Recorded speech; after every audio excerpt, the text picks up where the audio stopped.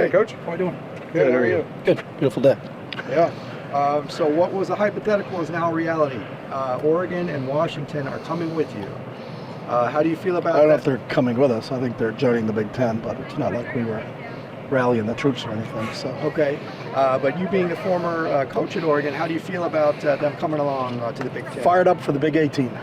Okay. So we're ready to go, but that's in a year. So really, that you understand what it is, and it's another thing down the road. Like we found out a year ago, we were going, but then really our focus was on Dorian and that class because it's not fair to those guys to say, hey, we go to the Big Ten, we do this, and this. So now when we go to the Big 18, but we're not going to the Big 18 till next fall. So really didn't think much of it, and getting ready for Coastal and getting ready with this team. Yeah. Just to follow up, I mean, you're going to maybe have less travel now. Would you like to play them both every year to kind of mitigate that? I have no vote. Okay. I have 0 votes, so I don't really worry about things. We talked about it the other day. I think there should be 64 teams, and we should have no conferences. It should be one conference. But no one asked my opinion, so I'm going to get ready for practice today. You have a lot of friends still in Oregon. Did you hear from them? I haven't talked to a soul. Okay. No Nick Aliati? No. I talked to Nick on Friday just about because Nick works for the Pac-12 network. So Okay. I texted Nick about I felt sad for the future of the Pac-12. Yeah, that's not what I grew up with, not what I was a part of. And it's talk to him, talk to Yogi Roth, people that work for the Pac-12 network. Those are the people that, those people I felt awful for. And then the last remaining hypothetical, if you could get Cal and Stanford, we'd have a... Yeah, and if we could get Arizona and Arizona State and Colorado and Utah to all come back, and then all of us are in one division, and we're all together, and let all the other sports, which I think would be fair, to stay in their conference. Notre Dame is an independent in football, but they're in a conference for everything else. Why aren't we all independent for football? And take the 64 teams in Power 5, make that one division, take the 64 teams in Group of 5, make that another division. We play for a championship, they play for a championship. No one else gets affected. Our sport's different than everybody else. We only play once a week. Travel's not a big deal for football, but it is a big deal for other sports. So And then the very that's my theory. Yeah. And then the very But I last, don't have a vote. very last question I'll ask about that. Some people are saying that with Oregon out of the Big Ten, you would have a recruiting advantage on the West Coast, particularly in those areas. Do you feel like that changes now? With I don't Oregon? think the divisions have anything to do with it. If you want to know what's going on in recruiting right now, it's all NIL. So whoever has the most money is getting the most players. You saw Ale, taking part in individual Yeah. drills. What's it like to see him, now ramping? Really happy for him. He's worked extremely hard, and he's rehabilitation and has done a fantastic job.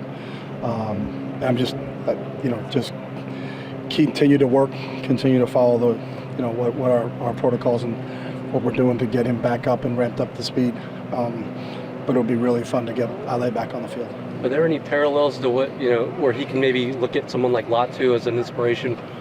That's a question for him. I think they're very different injuries. One's a foot, the other's a neck. But I think the fact that they both missed a significant amount of time, I'm sure they've shared that with each other. We saw Dante got the GoPro. Was there any significance to that? So what? The GoPro on his helmet in practice? I'm lost. The camera helmet that the one quarterback wears in practice? Oh. Dante was wearing yesterday. He was? Okay. Any significance to that? You're getting really deep now. We have them on safeties and running backs, and I don't know the GoPro rotation, so. Who determines that? I would guess the quarterback coach does. Is there any chance that you might get in that rotation? No, because I have ADD, so it would not be. There's a lot of. My head's moving in a lot of different directions, and I don't know if it's always in the right direction. So. The new offensive lineman that came in now, Kunta and Wiley. Yeah. How have they plugged in? What They have you seen from both. them? It's a good question. They've both done a really good job. They both have a really good understanding of football.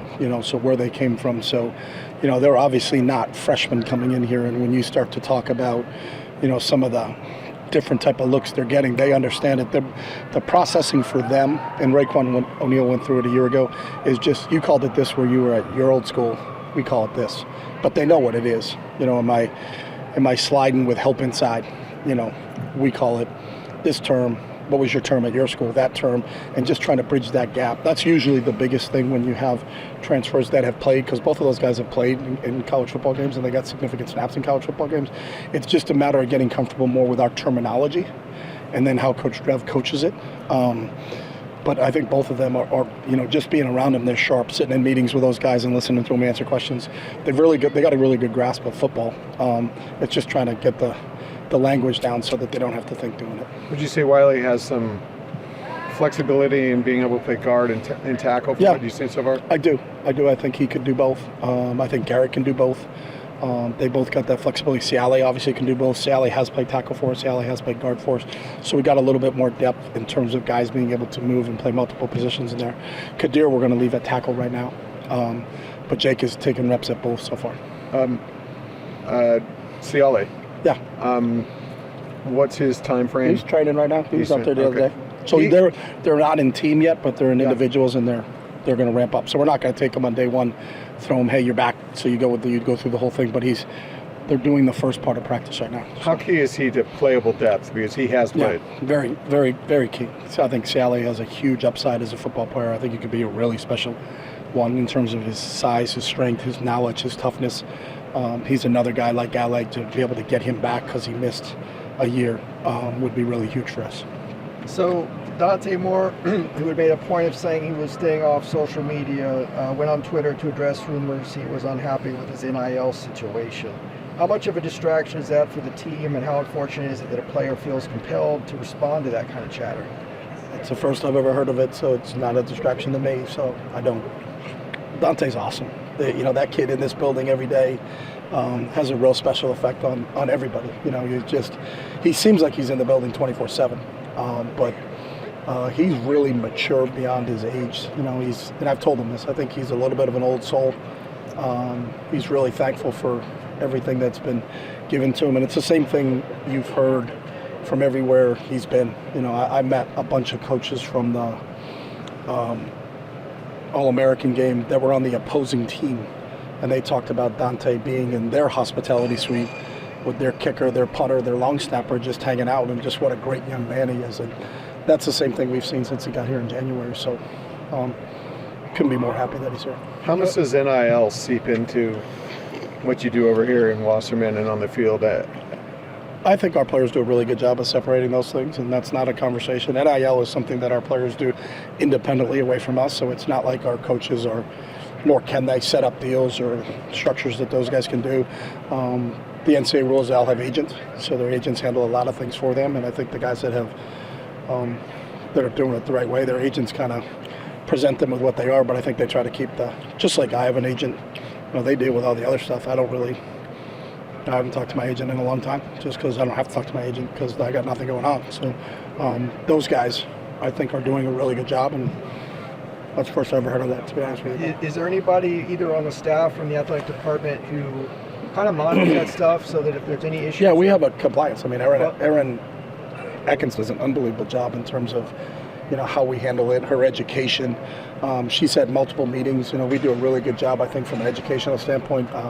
Our kids have taken a class on personal finance for athletes, trying to have them understand. I think our department itself has set up an unbelievable deal where the law school will help advise if kids want advisors to come in and look at different contracts and things like that. So our athletic department's done a really good job on the educational piece, and that was always my biggest concern, that some kid's just not going to get raked over the coals by someone looking to make take advantage of somebody, because whenever you have money involved, not everybody is on the up and up. And so, you're going to hear stories. You hear stories about players in professional sports and in football and in other sports that end up getting soaked by their advisor or losing money and all those other things. And you hope that's not the case in these situations. But our job, I believe, and what we can do is to educate our kids on NIL, how it works, what are the proper rules to follow, and see how it goes from there. Is there anybody who can step in if there's either a misunderstanding or some unhappiness on either the part of an athlete or the NIL collective that can kind of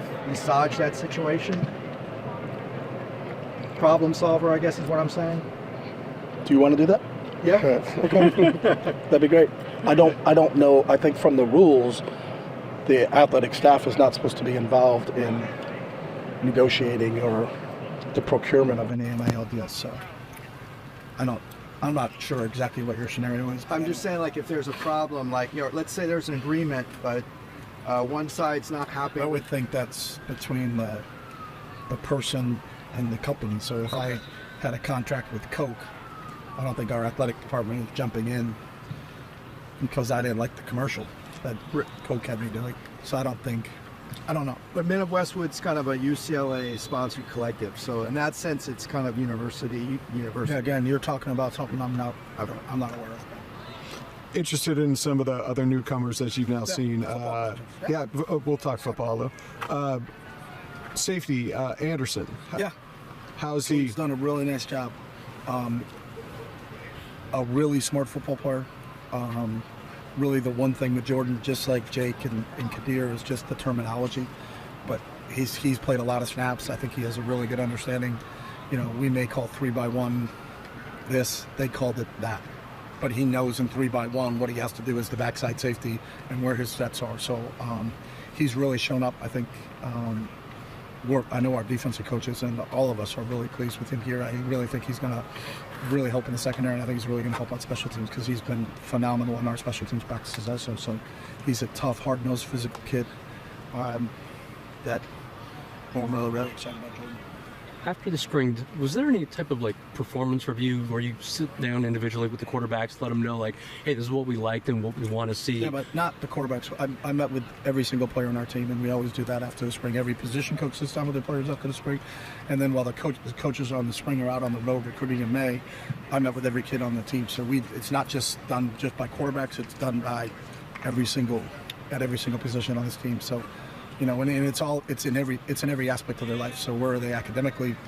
Where are they socially? Where are they athletically? All of those things. It's a holistic approach, and it covers everything in terms of where they are. And we do that at the beginning of every quarter with every kid. We have individual development plans, both academically and athletically and socially for our kids, and we're constantly giving them feedback and monitoring their progress while they're here, whether they're a true freshman that just got here or they're a fifth-year senior. Is there a possibility you don't actually name a starter before Coastal Carolina, use that game? We got to name a starter. Someone's going to have to take the snap in the first game, and we'll tell everybody who that's going to be. Okay. And how long of a leash is that person going to have? I mean, are they going to be? Well, if you're a quarterback, then I don't think you need to be looking over your shoulder. Like if you need to go play. We're not worried about it. But we don't say, all right, you're going to start. However, if this, and this happens, you're not going to play. I don't think that instills much confidence in who ever wins that starting job. You know, I mean, it's not like you do that at any other position. All right, you're going to start at left tackle. However, if you miss 2 blocks within the first 2 series, we're going to pull you. I don't think you're doing a really good job of instilling confidence in that player in terms of it. So we don't talk in terms of that. We talk in terms of guys are earning, trying to get playing time, and that's what this is all about, not only at the quarterback position, but every position we have here. And then when we line up against Coastal, there's going to have to be a starter at every position. So when the first defense takes the field, we can't say, well, we don't really know who the starting corner is going to be, so you guys figure it out. They'll know what the rotation is when we get to game week. I think you'd use the metaphor with the Anthony Thomas after he'd had some fumbles that, you can stop the bleeding, but you may kill the patient, meaning you got to stick with the guy and keep your confidence in him. Is that kind of your philosophy there? 2012. Yeah. I covered They found a quote from you from I covered 2012. when he was at Crenshaw, so I go back. You were lucky because that's a special man right there. Yeah. Like that guy, I love that. I mean, he's special in every way. Yep. And a lot of fun. So I understood that, what that means. It means, I think sometimes, this is not a game of perfect. And I don't think it ever will be. The game of football is not a game of perfect. If you're a quarterback, you are not going 20 for 20 and throwing a touchdown every single time. I think it's a game of resiliency more than anything, and I think it's the ability to bounce back when you don't make a play. And what is your attitude? And does the last play affect your next play? We try to get our kids to understand that at every single position that we play. So that's always been the case. So again, going back to your first question of, we're not telling player A, you're going to play this game, but here's your leash. That's just not how we operate. I think our players operate from a desire to excel, not a fear of failure. know, we learn from our mistakes, and that's how everybody learns. But we don't determine that if you make this mistake, you're out. That's just not how it is.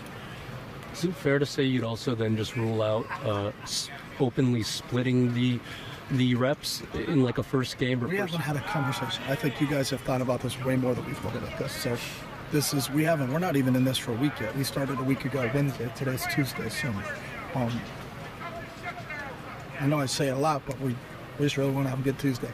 Coach, you should maybe think about it as much as we do.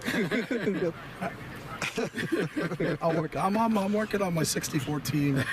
Okay. Football zones. Okay, get back to us when You were at 60 the other day. Yeah, but then I found out there were 65 teams in Power 5, so just make it even number 64. Well, don't make us ask. Notre Dame is independent football, and they're in a conference and everything else, and they make it work. So there are a lot smarter people that can figure all that stuff out. But then put us all together geographically. So the Oregons, the Washingtons, the NorCals, and the SoCals, we're in the West Division.